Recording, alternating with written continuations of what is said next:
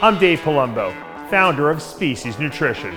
I created Species Nutrition with one mission in mind: to provide bodybuilders and serious athletes with no-nonsense supplements that work and are backed by science. From my earliest bodybuilding days, I believed in only putting the best in my body, and that lives on in the Species Nutrition line of products. We use only top-of-the-line formulations dosed for maximum results and the best flavoring systems available. I put my name and reputation on every bottle of Species Nutrition products. If you want to be your absolute best, join the evolution.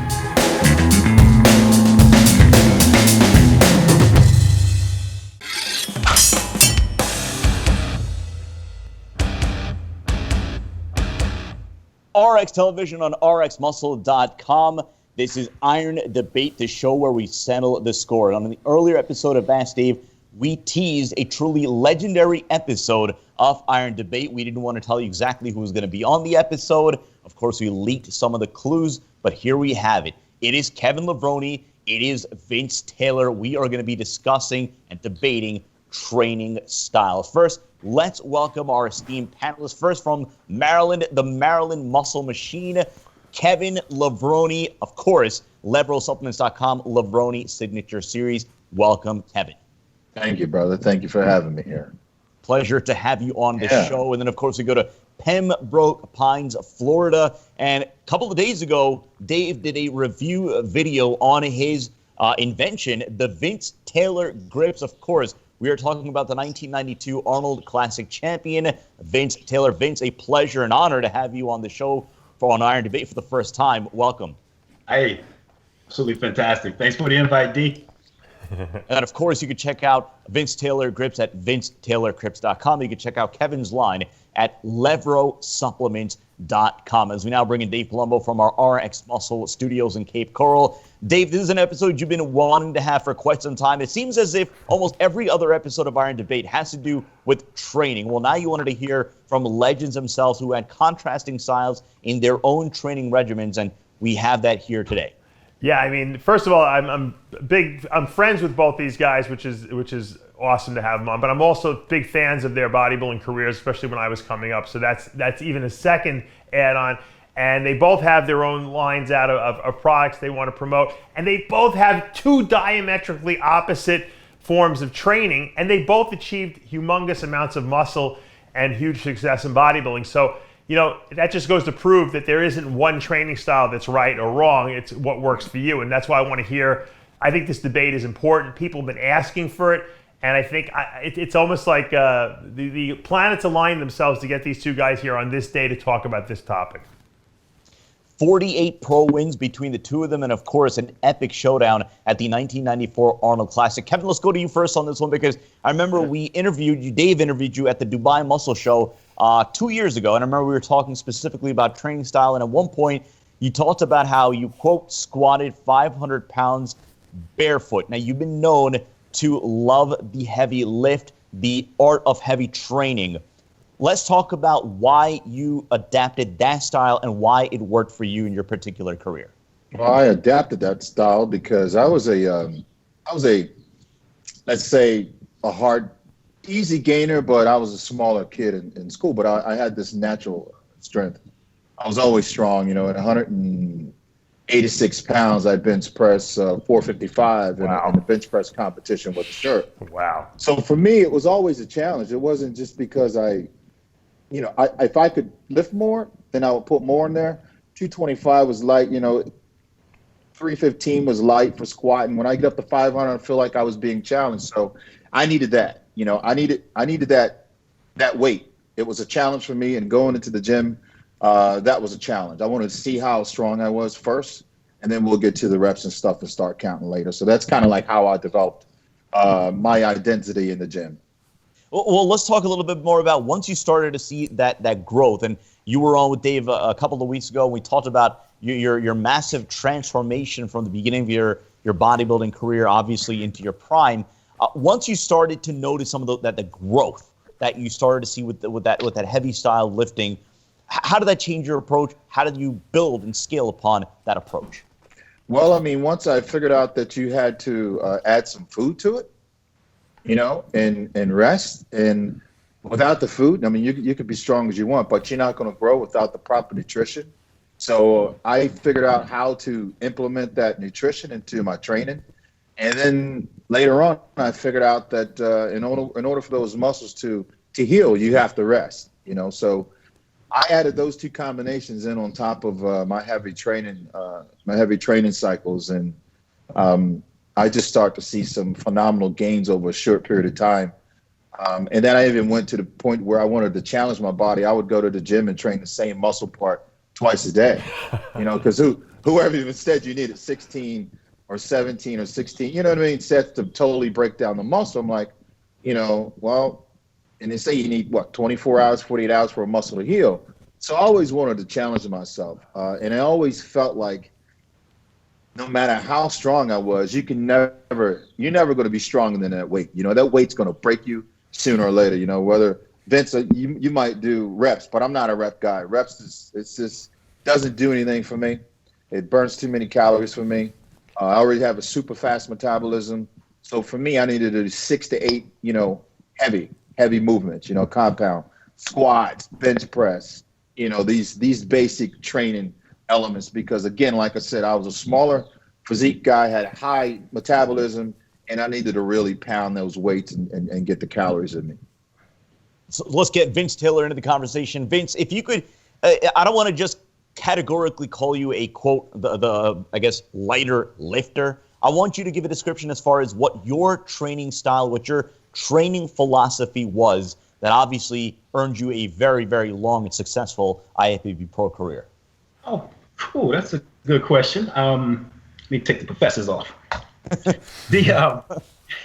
I got to look back after listening to what Kevin just said, and you kind of get the impression from a lot of guys who lifting, regardless of the weight, is the mindset that they take into that job, lifting that type of weight, handling, being in that powerful position.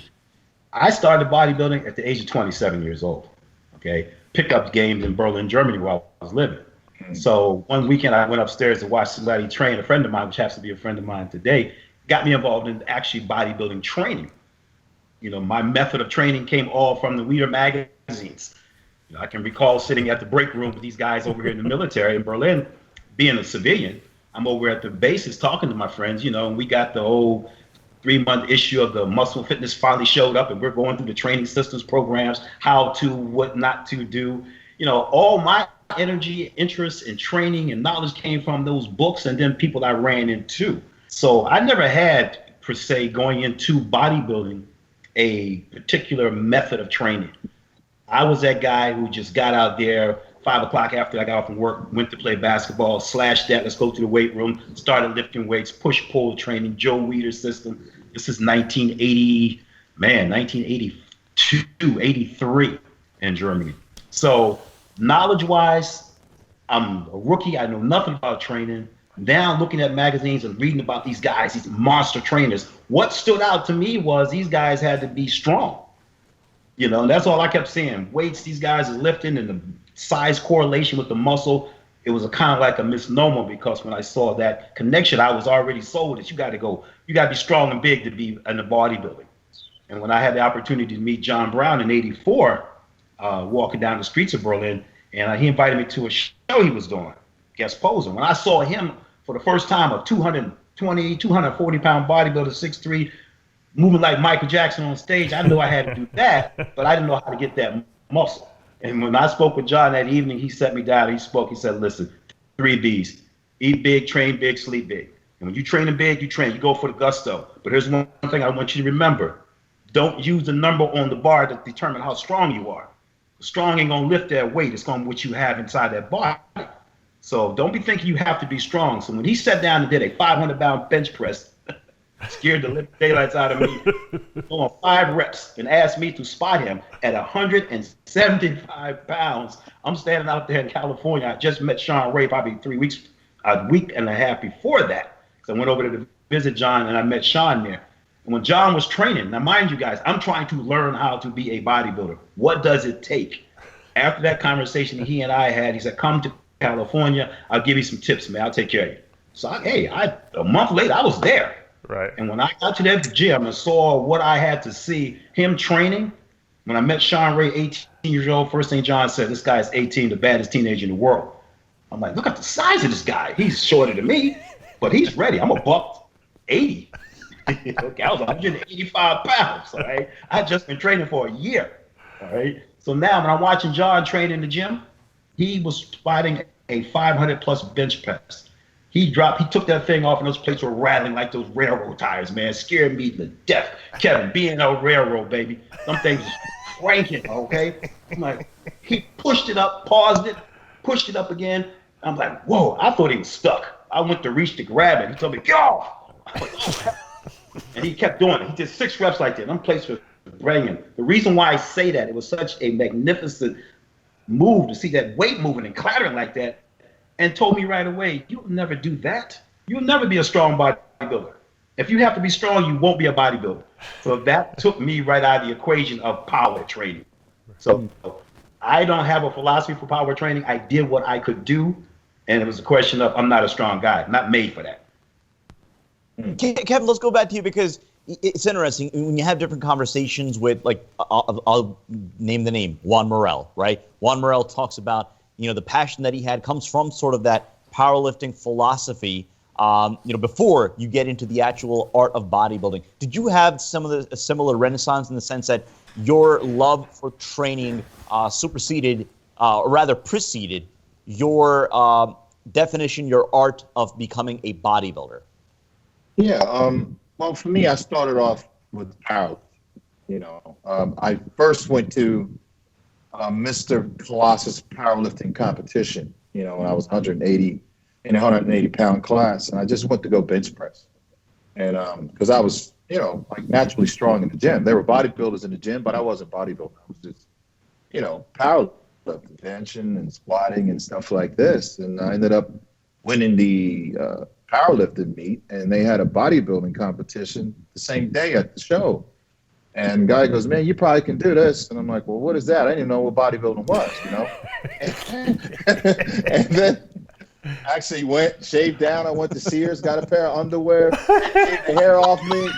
I shaved all the hair off my body. Had no posing routine. I just went on stage, and I just wanged the whole thing. I posed a cult of personality. And, it was the Mr. Colossus show, AAU competition, never forget it, 1980. 89, I think it was, and I won the show, and I'm like, damn, this is pretty easy. So I left, trophy, came home, and he goes, man, you should try doing some reps when you squat. I'm like, reps? Okay.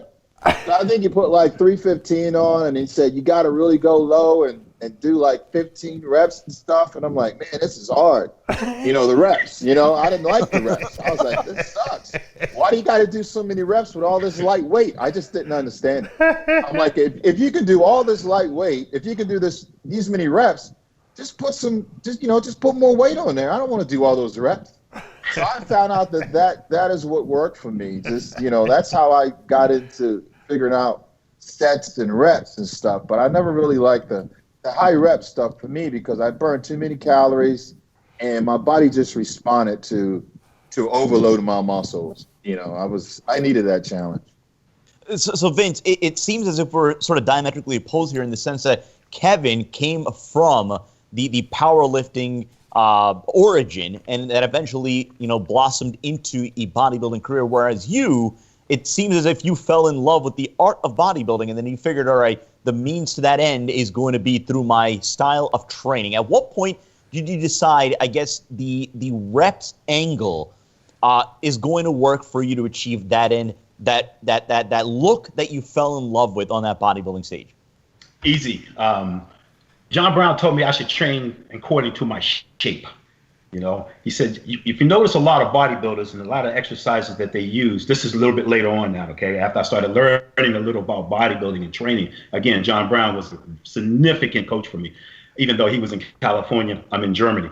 So when I did have a chance to talk to him, some of the things we spoke about was creating that type of training routine that benefit the way your body looks. He didn't want to see me, and I couldn't basically do squatting. Kevin talked about them squats, man. I had bad knees and bad back in high school. I played all the sports. I was taped all up in everything, from head to toe. I did track, I did football, I did basketball, I did it all. Athletically wise, it was cool. So when I started seeing what I needed to do for certain things, even then, I was a quarterback in high school, so I thought I needed to be able to throw the ball. So I started training, we did back in the 70s, I started training curls. I started training curls because I wanted arm strength to throw the ball. I had about 15, 16-inch biceps in high school. Okay, so they were just wrong for me just wanting to be a quarterback at a body weight of 165 pounds. Okay, I'm not a big guy.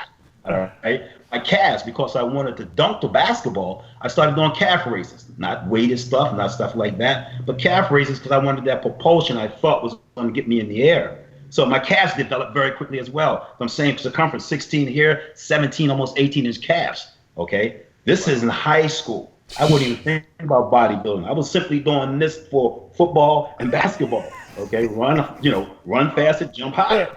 So now, bring those type of what I was doing from a training selection.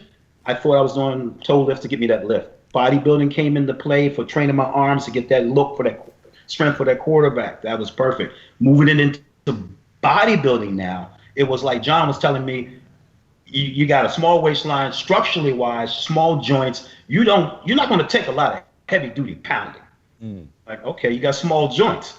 I said, yeah, that's for sure too. Like himself, he said, I'm getting a lot of quality from shorter rep ranges, heavier weight, but the work is getting done. That's why he kept telling me, perform the exercise, get the quality of your exercise. Don't worry about the weight.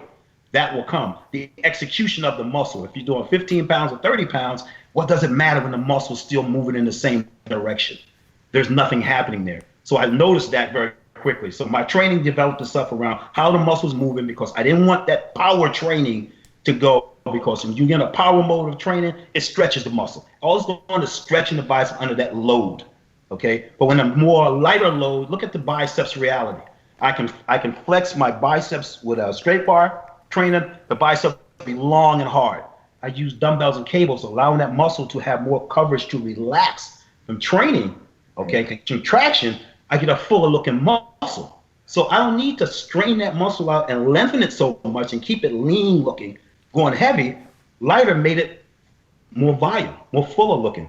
So that concept told me, you don't want to go training heavy because you're using weight. Use that weight that's going to reflect the way that muscle is working. How to, the response from that. So when I saw the pecs blow up using not heavy weights, because I didn't train heavy, okay? My bench press, Kevin, was maybe 3 plates max.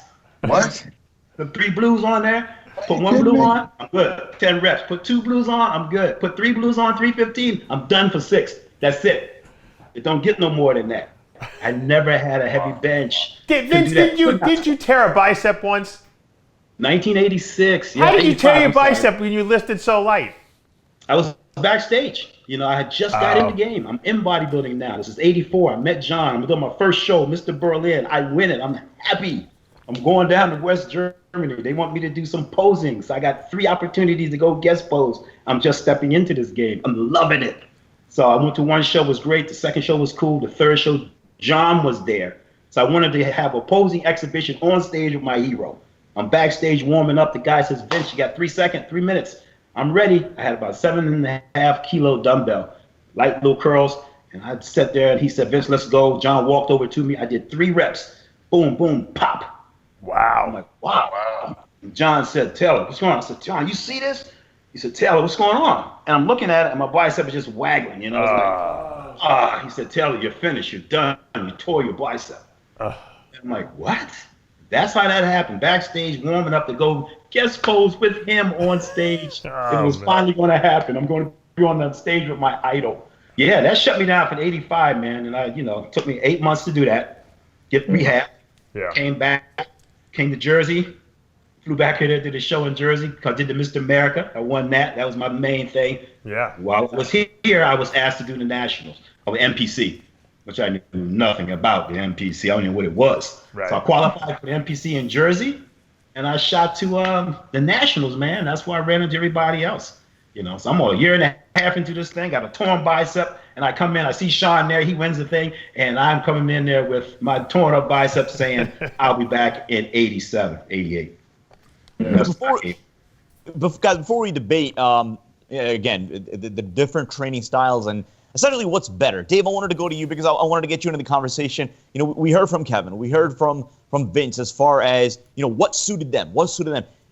I'm not sure if you've ever fully revealed why you decided you wanted to go heavy. I know you had that love for lifting. If you want to maybe elucidate the audience just as far as, you know, what you fell in love with first, the training, the art of bodybuilding. Right. Well, I was in love with both, really. I mean, but I wanted to be a bodybuilder. But I'll tell you one thing. I trained with Kevin. I know I can validate Kevin, heavy lifter, hardcore, that East Coast, you know, Northeast mentality of training. I never trained with Vince, but we have a mutual friend, Ralph Torelli, who ran the gym where Vince trained for many years. And Ralph said that you would never in a million years believe how light Vince used weight-wise and built that physique. He said the dumbbell curls, the dumbbells almost didn't have any weight on them. It was amazing that he built any muscle at all, but that was his style. So you can't deny it. I mean, the interesting thing is that I, kind of like Kevin, had a very fast metabolism. And if I did too many reps or if I was in the gym too long, I didn't grow. And so I knew when Dorian started talking about how he trained and the heavy weight and the lower volume, it resonated with me and it made sense to me. And once I started adapting that training, doing less volume, taking more rest days, something that I wasn't used to because I came from a running background. Runners never take a day off, you know. So when I started reducing my volume and increase, and I noticed my weights went up when I reduced my volume too. I got stronger because I wasn't overtraining. The size started, because I was eating the food. I just was doing too much volume. I started seeing gains. And I guess once something works for you, that's what you stick with. It worked for Kevin, so he stuck with it. It worked for Vince, and Vince had injuries that he had to work around anyway. And so, you know, he stopped. Why wouldn't you lift light if you can build muscle lifting light? But it also probably accounted for why he had such great longevity. I mean, arguably, no one looked as good on stage at 50 years old as Vince Taylor. I mean, maybe Dexter, but Dexter never stopped. Vince made probably the most successful comeback of all time. So, obviously, if you're not lifting as heavy, your body's not going to get beat up as bad. You're going to be able to last longer, you know. But if light lifting doesn't work for you, you can't do it. So I think that's why I think that when people ask me, what's the best way to train? Is this a good way? Is that a good way? I always say yes, because I don't know. They all work for different people for different reasons. So let's on that note, make a passionate argument about your style of training and why you would favor that if you're advising somebody else. Kevin, you first. Why would you suggest to somebody else getting into bodybuilding that heavy, hardcore training is the way to go, is the way to build muscle? I just believe in just destroying the muscle. You know, it's something about my mind that, you know, when I go into the gym, it just clicks into another whole dimension. First of all, like the atmosphere where I was, you know, these were powerlifters.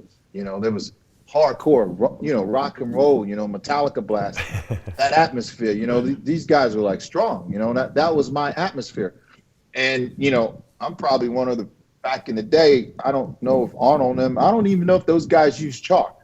But I think my era, when we came through, like I had the chalk, you know, mixing it with the bodybuilding that brought the chalk in. And you know, I remember, you know, cracking open the ammonia, sniffing ammonia before I go underneath the squat rack. You know, all these crazy things came in.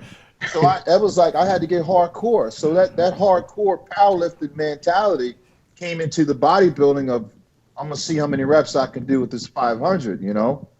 So it was kind of like that was my approach. And I wanted to stay true to, you know, my powerlifting, you know, philosophy. You know, that was it for me. You know, I needed that. I needed that when I went to the gym.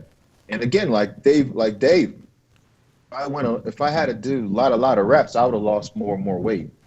You know, I would have ended up. There's no way in the world I could have did what Vince did. Vince, you have an amazing. There's two different types of genetics. Yeah. You know, he's a genetic freak to be able to train that light and put on some size, and you had some of the best arms in the world, man. Yeah. You know, and it just wouldn't work for me. You know, it just wouldn't work. Vince, there seems to be the school of thought, especially in today's bodybuilders, in bodybuilding, modern bodybuilding in general, that they ascribe to that theory that, again, if you're going to build muscle, it has to be through heavy, hardcore lifting. Obviously, you bucked that trend in your day.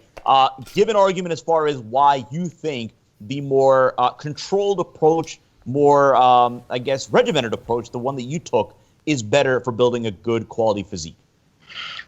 I would say two things actually. Number one would be the mentality of the person training. This is men and women alike.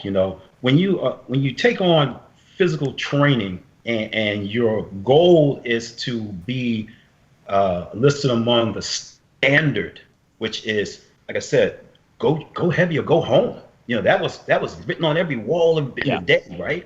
So if you didn't accept that mentality going into the gym, you're going to ask yourself, what are you there for if you can't go heavy?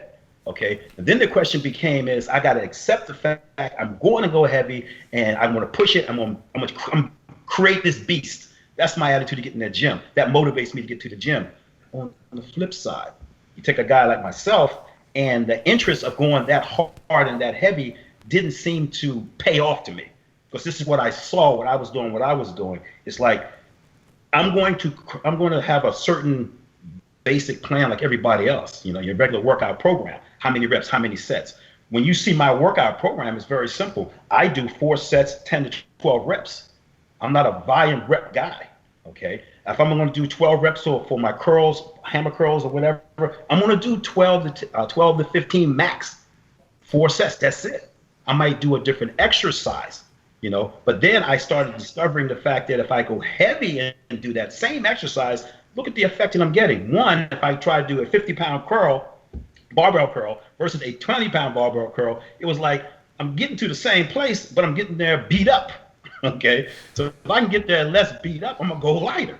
So then I started looking at that with every other exercise I was utilizing, because it made me focus on, why am I using heavy weight? Just to go along with the motto, go heavy, go home? Is this heavy weight stimulating my body every time I lift up a rep? I'm getting something from stimulation using heavy weight, but that became my philosophy about stimulating the muscle. So I can only stimulate it one time. That was my mindset. So if I'm going to go heavy, made sense. I read about it in the beginning, and that was my ABCs for training. You want to go hard, you want to go heavy, because there is a benefit from that, all right, that heavy load. But my thing was, does that heavy load, is it required to get that muscle to respond the way it's doing? I found out by mixing it up, I can charge it up with the heavy stimulation set, okay, or exercise. And when I move off and transition to lighter movements, I'm doing the same work. The rep range, if it's an up and down movement, is still the same A and B. The rep range is still the same, okay? But I'm utilizing lighter weight, but I'm contracting the muscle mentally. I'm getting more physical contraction that way, relying on that to promote growth rather than the outsource of extra numbers and weight. So contraction, full contraction, mental contraction, stimulation, hit it and move off and let it cultivate.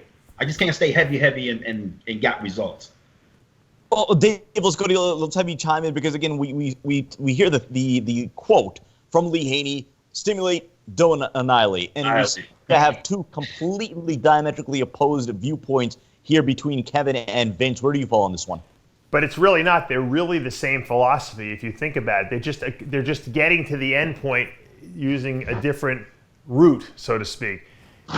Stimulate, don't annihilate means you got to somehow figure a way to stimulate that muscle, but without overdoing it. So Kevin and I would say, go in the gym, heavy weights, less volume, rest a lot. So we're doing brief, aggressive, heavy workouts. Vince's approach is, all right, I'm not going to annihilate the muscle by doing heavy weight. I'm going to do lighter weights, and I'm going to make it feel heavy, because I'm going to use angles. I'm going to use certain devices like his Vince Taylor grips that he developed to be able to target those muscles in such a way that when I do the higher reps, it feels like heavy weight to me. So I'm not going to injure myself.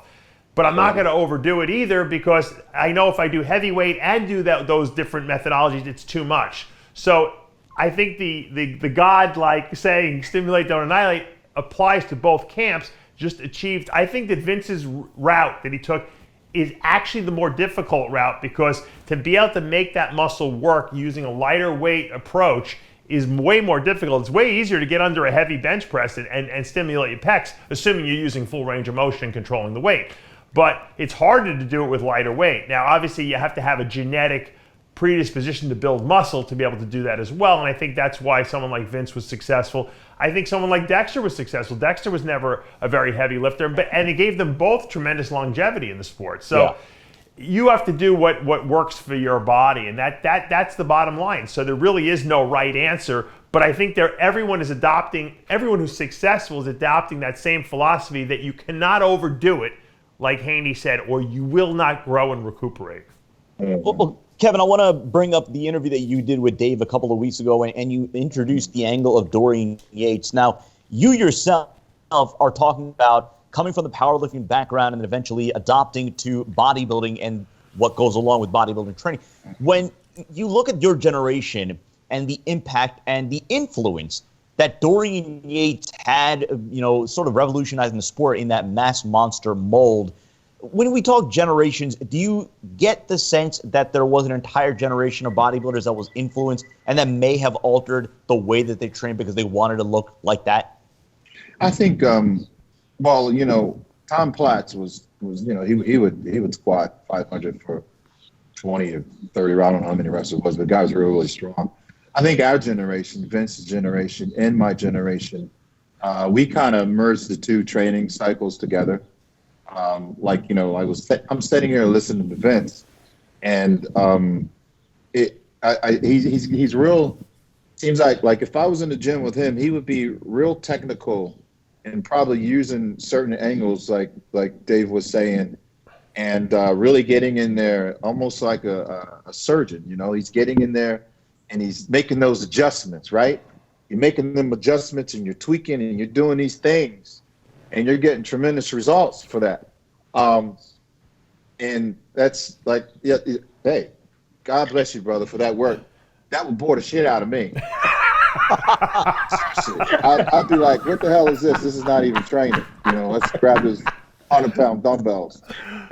And then, you are a freak too, because I can't believe you would only do 15 reps or 10 reps with this little bit of weight like this, and you get them amazing. I'm thinking, man, maybe Vince is okay. He said 225 on a bench or 3. Maybe you're doing 25 or 30 reps, but you're like, no, man, wow, like this right here. Oh man, wow, man, I'm amazed. This is the first time I'm hearing your training philosophy, and the matter that you got that to work like that, I'm blown away.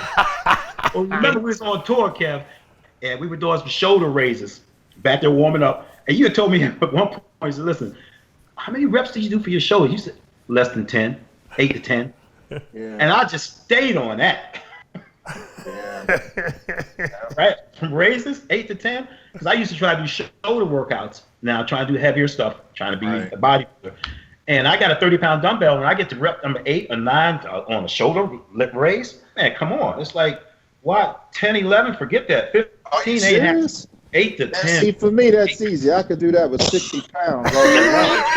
You can do it now with 60 pounds, probably. Even bench pressing, like bench 315 I could do that for like 30 reps. That's a good day. You understand, Kevin? 315, that's a high day, bro. I'm massive. I'm getting it in. Yeah, I needed to put 405 on it just to get 15 reps with that. And then 500 will beat me down in the 6 to 8 range, I call that nosebleed level. 400-pound benching, that's nosebleed territory. I ain't going that high altitude. I'm a low flyer. But I needed to, with all that music and stuff, boom, boom, boom, it was easy. So I understand where you're at now. Okay, I got it. So that's pretty amazing that you could do that. And like Dave said, your body looked the same all the way till when you were 50. You didn't miss a beat, and you did have the greatest comeback ever, bro. And I think I tore myself up. I couldn't do it the way you did it, but I tried. And crawling underneath those heavy weights and stuff, it just wasn't working. And I tried to make it work, but I just couldn't do it. You should have gone and trained with Vince. He could have done the lightweight stuff. You might have gotten everything back. I'm telling you. I should have It's the weirdest thing, man, because I see these little balls you got, and I'm like, what the hell is these things? Hey. Like, there's no way the hell I would use these things even going to gym and train. But You found something that goes on here, and I guess that stimulates the forearm to the bicep. Let me Now, tell for me, you, that's kind of like really weird, right? Well, see, Kevin, I tell you, because my concept was looking inside the muscle when I'm training. Normally, it's about banging, getting down. I'm looking inside the muscle and saying, what is the muscle actually doing when you're training it? Now, if the resistance is being thrown into one section of the muscle, and this is a response. That's one thing.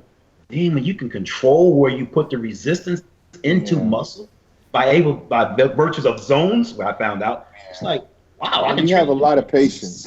Hey, let me ask you a question, Vince. If you pay attention to details. Let me ask you a question. If Kevin came down to you, Vince, and knowing Kevin's hyper-responsive genetics, okay, and you designed a workout regimen for him to do using your techniques and with his genetic ability to build muscle, knowing he had a massive amount of muscle, you think you could build on his 53-year-old, or what are you, 54 now, 54-year-old frame? You think he could put more muscle on? Like if he, using your techniques, because he wouldn't have to go heavy, his injuries wouldn't limit him. Do you think my body will respond to that? I was just going to ask that same question. I think it would, because it's a mental thing. I believe that it's all driven from the mental standpoint, because when you're down under a 500-pound bench and you know what you're going to put into it, you know what you're feeling coming out of it, and after you do it, you get that reward. I knocked that out. I did like it's supposed to be done. And you take that same approach to a different philosophy and try to get that same mechanics out of it, and you see that you reach those mechanics, you'll look at that and go like, well, shit, I'm there with this too. But mentally, it's going to be a fight for you, because there's no way you should be able to get that mentally, which you're programmed and designed as a warrior to get. You got that gear, that grit to get that. And when you go after and get it lighter, you'll be like, I don't know if I can work this way mentally, because it's against my principles. It's not what I do. You see what I'm saying? Even though I see this type of result, I see this could work, but I couldn't comfortably train that way. Vince, can I ask you a question real quick? Absolutely. Did you get sore training like that? Seriously, though. Were you sore? Because I know when I trained, I couldn't move for like 2 days. My legs were so ripped apart. I tell you what, the soreness I had gotten was already inundated was lower back issues. Because, like I said, in high school, man, knee problems, back problems, soreness. That was always the muscle you trained. He means. I mean, the muscle itself, because the muscle got to where I wanted to take it. Okay, and that was totally contracted, totally saturated with blood, totally stimulated, got to that point, and I let it go, let it relax. So no, my recovery was a big part of that, because I never took it to the brink. I took it to that level, then I let it recover, push, pull, train every 2 days, that same muscle.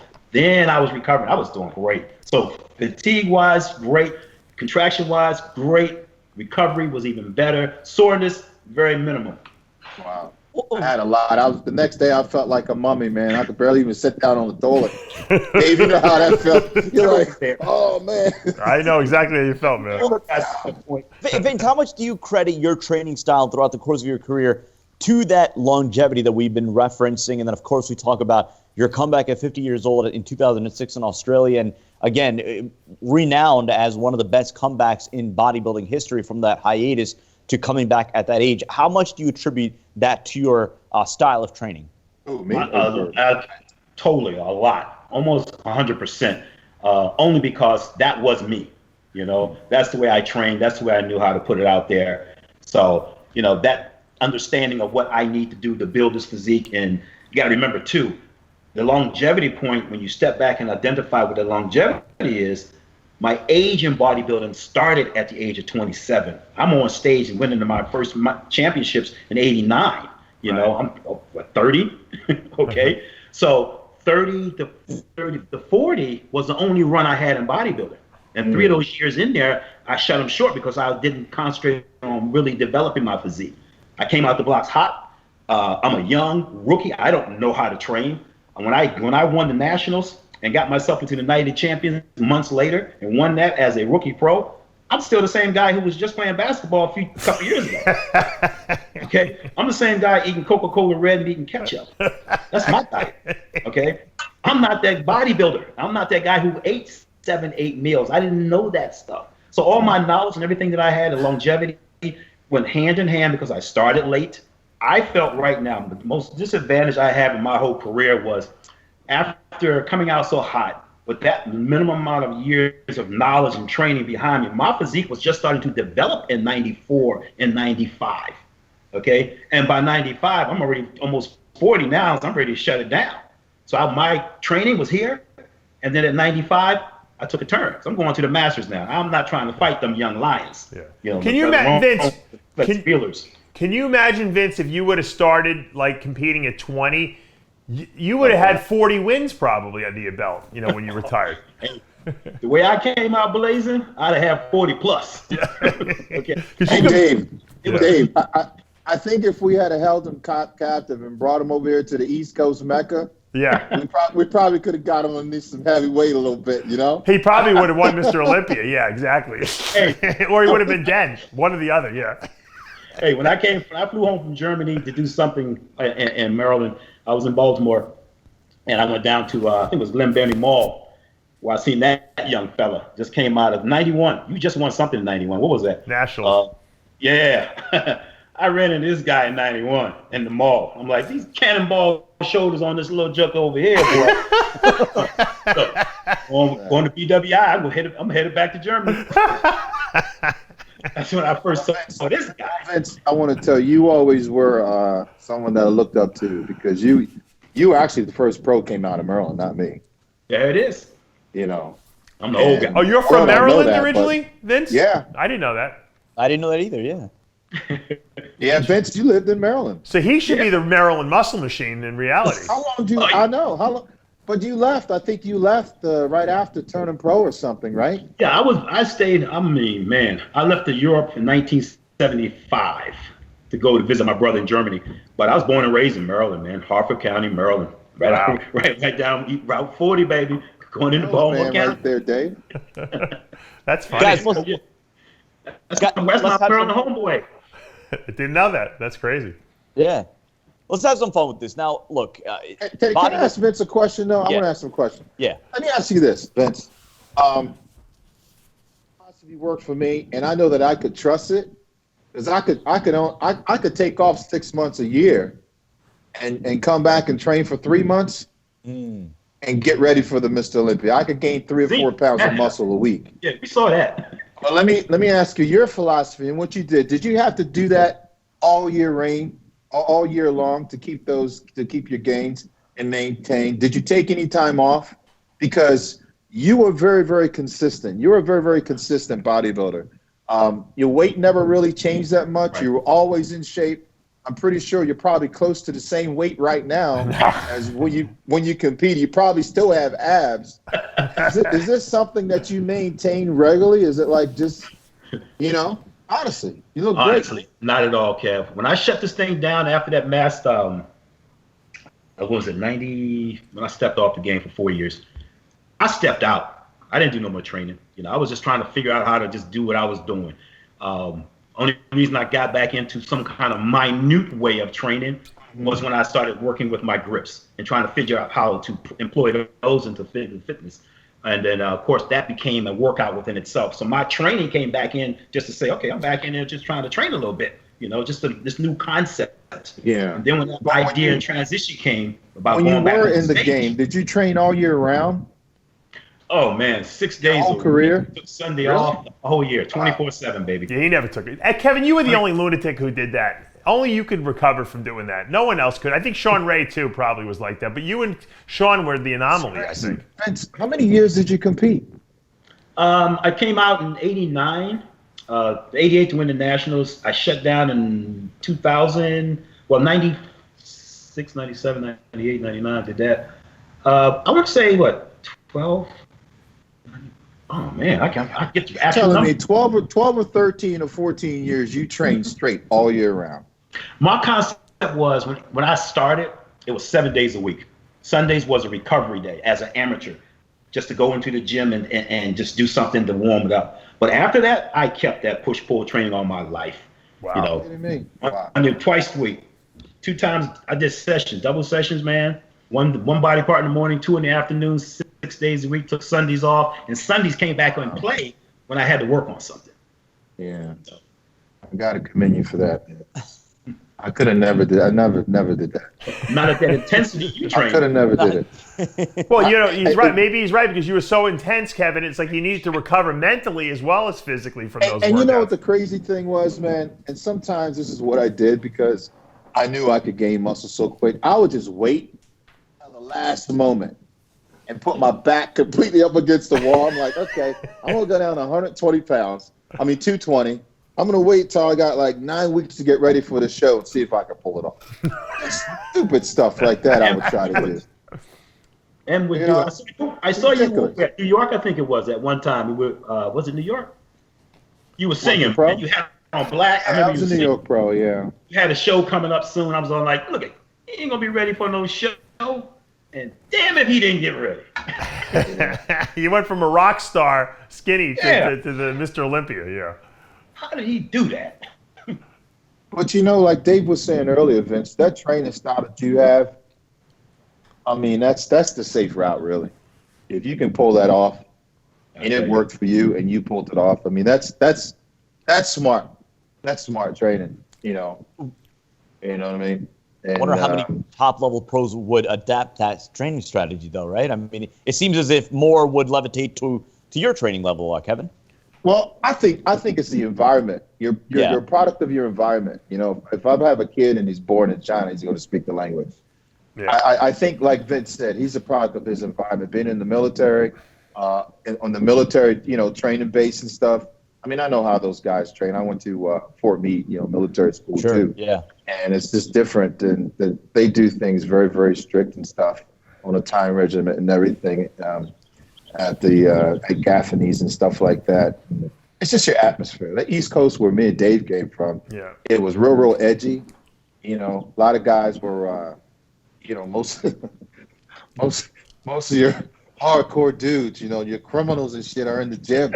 These guys, it was just that hardcore. You run into anybody and anything in the gym. You didn't bench press 405 and squat 500. You were a loser, basically, right? Yeah. People would laugh at you. Matter of fact, we had groups. We had training boys. If you weren't squatting 500, you can't come work out with that. It's true. That's why I went to Germany. Right, Dave? Yeah, no, you're true. 100%. 100%. Guys, let's wrap this up with some fun. Obviously, look, bodybuilding history is inextricably going to link you to, in 1994, the Arnold Classic, obviously coming in 1 and 2. Vince already shaking his head already. When you look back at that and you have to relive that competition, could it have gone differently? Vince, what say you? Oh, man. Every competition I've been in could have gone differently because I never have to worry about how it's going to end because it's in the judge's hands. When I knew that if I brought what I bring, I'm going to win in my mind. And that's enough for me.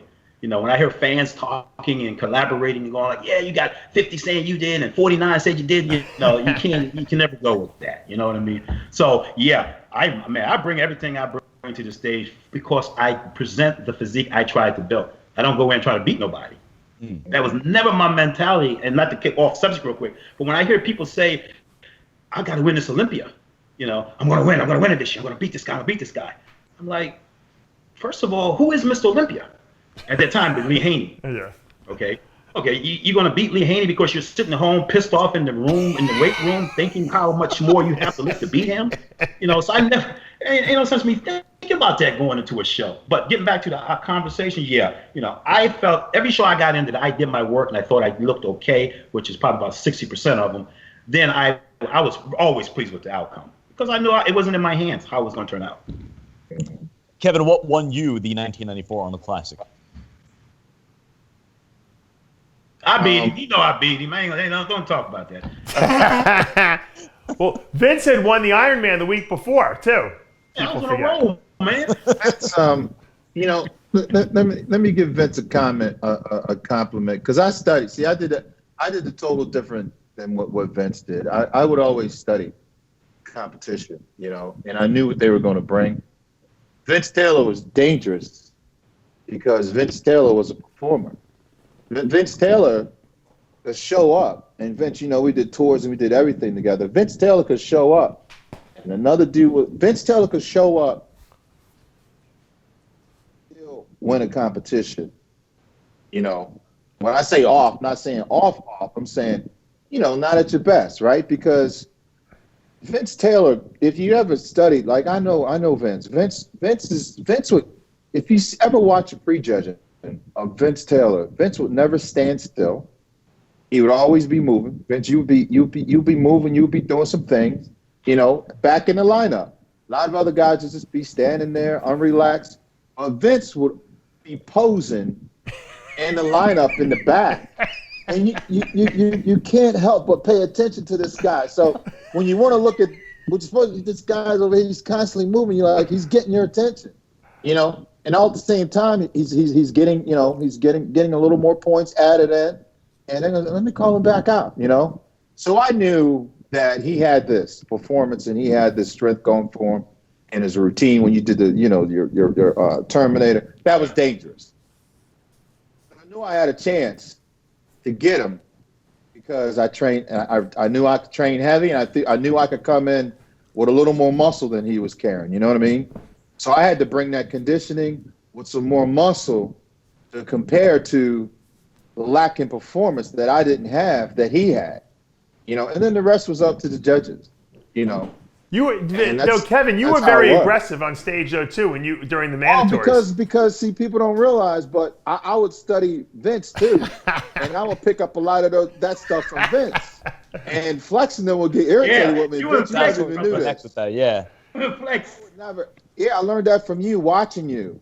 And then after, you know, you retire, I'll continue to go on to irritate the piss out of these guys on stage. You did. Because I wouldn't stop moving, doing like, you know, pose downs and stuff, and you would do the same thing. Telling you. But I had to give it to you because that was one of the things that stood out. Like, Dave, you and I may have spoke about this a long time ago. Yeah. But the on stage battling, okay, for everybody out there listening and watching and us today, when you're on stage as a competitor, okay, you might be in the mix, you don't even have to be in the mix. But when you're in that lineup and they doing that pose down and you look to the left and you got Flex and Wheeler looking over here, look like something carved out of I don't know what. Then you got this monster standing beside and looking like something crazy. Now I'm the old guy. I got my little debut. These the new lines are coming in, you know. They're coming in one after another. Here come Flex. Here come Kevin. And now you see, like Kevin just said, I'm watching these guys in the pose down. And the judges are like, oh, let's get it. And boy, you should hear the intensity of these guys hitting shots. Yeah. I backed away. Okay, I'm telling you right now, I backed away because that's where it was getting busy. But boy, I told Flex and Kevin as well. I said, boy, watching these bulls throw down, that's something to watch. I mean, if you watch the next bodybuilding competition nowadays, they don't have that. No, they don't do that at all now. Yeah. Okay, you don't see that. Kevin and Flex, they used to stand to the side, brother, and I'd give it to you and go like, damn, whew, that's battling it out. You know what I mean? Yeah. But now you took yourself out the game because it ain't about you no more. It's about them two getting busy. That's the kind of stuff you get to appreciate. A lot of guys don't see that up close. Yeah, but you know, Vince, back then, you know, like these guys don't realize today. People say, well, what changed? You know, you don't start your prejudging when they call your name to step out in the lineup. You start that prejudging when you're standing in the back. And we all did that. Lita Brado was a master at doing that too. Yeah. Remember? Oh yeah, definitely. He would be fully flexed in that lineup in the back, abs constantly. But then you started being fully flexed with the moves and everything. I'm like, this dude over here won't stop. So I started doing it, and I got away with doing that a little bit, you know. And Kevin, you used to irritate even the judges because when you would go out to do your mandatories, you would hit so many transition shots before hitting your actual pose. But again, you did your whole routine basically. I learned that from Vince. No, he Vince did the same thing. The same thing. Yeah. Vince would shake and hit and move and do this, and then you go into your pose. Yeah. The fans loved it though. You learn from the greats before you, man. Yeah. See. People would see me do it, but I got that stuff. The posing in between posing from Vince. Hit a pose before you go in between your transitions. Be posing going into another pose, man. And don't let up, right? Yeah. Throw it all out there. Judges got to see something. Throw it out there. Yeah, man. Dave, I'm gonna propose something. All right, because obviously we are sitting here. It's 2020. Obviously that happened 30 years ago, roughly. We just saw an image a couple of days ago A poster, Tyson, Holyfield, and a possible comeback and a possible rematch 30 years after their bout. Dave, what would you say if we were to give Kevin and Vince 16 weeks to train in their own particular styles and go at it one-on-one? What do you think about that? I love it. I guarantee I can get some companies to put some money up for that, man. That would be a Would you massive two be up for something like that? Man, if I could physically do something like that, it would be something. You don't have to lift heavy. You could do it. You do your own style. Right. Kevin does his own style. Kevin, what say you? You talking about what? An online competition? No, I'm talking about, I don't know. We right.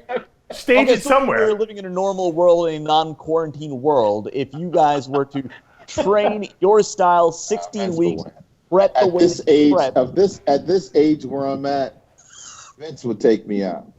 He's 60 years old. He still could take me out. More money would go on Vince. What if Vince goes and trains you guys? Tight shirts fool you. I'd love to see it. Injuries, really? I'd love to know what the fans think in the comments below who'd win. Yeah. Vince Taylor at 60 or Kevin Levrone at 54. You don't have any injuries. You might say something about your knees, but that's really not an injury. That's like an age. He's got back problems too. I just got some back issues going, man. Ankle problems going on right now. Hey, Vince is very, very sensitive. We already know that, right? So his issues aren't like really, really injuries. They're just a little bit of some muscle aches when he get up in the morning. You know, that's it. Vince can do 5-pound dumbbell curls and get 20-inch arms back, you know. Right, of course. Hey, that's why I went from the dumbbell curls to the grips, because now I'm training with 2 pounds. See that? 2 pounds. Right? That is 2 pounds.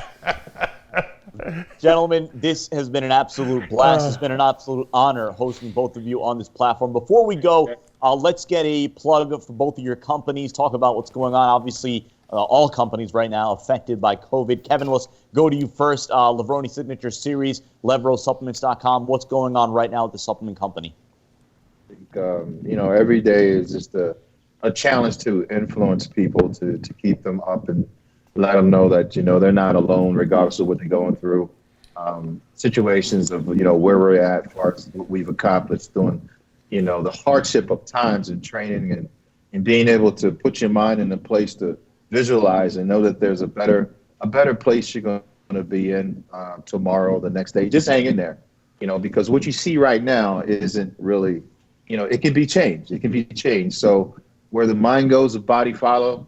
The thing here with Vince and I is just the fact that, be patient, hang in there, and things will get better, and that's what I built my career on. Things just don't change overnight, guys. We're all in this together. You guys aren't alone. And as far as my company, we just try to be there for people, positive mindset, help, and let them know that, hey, you know what, ultimately, just you don't have to carry those burdens. Put them in God's hands, and you're going to be all right. He's the miracle worker. Keep him in your hands. They're just going to stay with you, but you put him in the hands of the Creator. He can do some miracles for you. So trust him and put your words in his hands, and he'll work those miracles for you.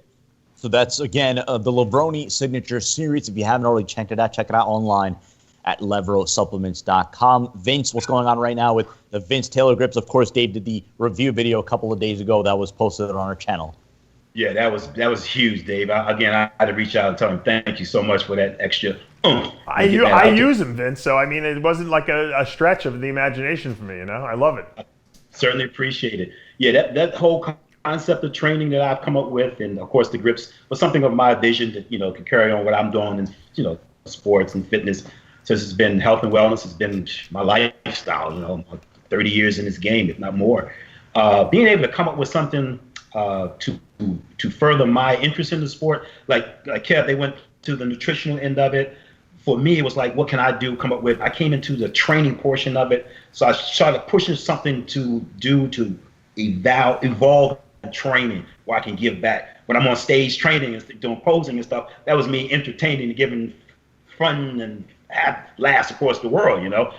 That's part of just growing what you're doing. So with the grips now and my training attachments, it's like, well, this is my way of connecting back into this whole family of health and wellness the grips are basically tools, step up advantages for training, another training aid, which I think it's so critical because the grips redefine how we train. It puts the mind instead of the physicality first.